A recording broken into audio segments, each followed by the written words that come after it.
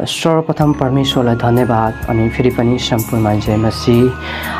हिजो हामीहरूले हेरेका थियौँ पाप सबैले गरेका छन् र परमेश्वरको महिमा रहित हुन गएका छन् भन्नाले परमेश्वरबाट चुकेका छन्, परमेश्वर कहाँ जान सकेका छैनन्।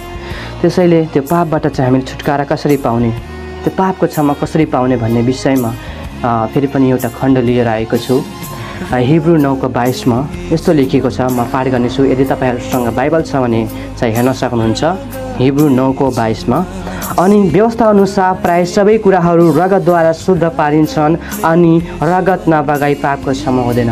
हेर्नुस्, एउटा पाप क्षमाको लागि चाहिँ रगत बगाउनै पर्छ।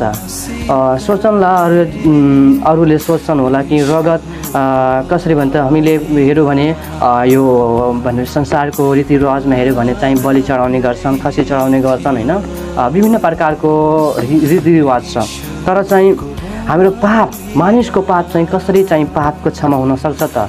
किनभने त हामी त पाप स्वभावबाटै जन्मेर आएका छौँ। त्यसैले त्यो पापबाट हामीले छुटकारा पाउनको लागि, त्यो पापको क्षमा पाउनको लागि चाहिँ रगतद्वारा मात्र पाउन सक्छौँ। त्यसैले अब कोद्वारा पाउन सक्छौँ त? रगत त बगाइन्छ, कसले बगायो हाम्रो निम्ति रगत विषयमा चाहिँ फेरि पनि तपाईहरुको लागि चाहिँ अर्को भिडियोमा ल्याउने छु। कृपया यो कमेन्ट गरिदिनु होला कस्तो लाग्यो। यदि तपाईलाई केही क्वेशनहरु सोध्न छ भने सोध्न सक्नुहुन्छ।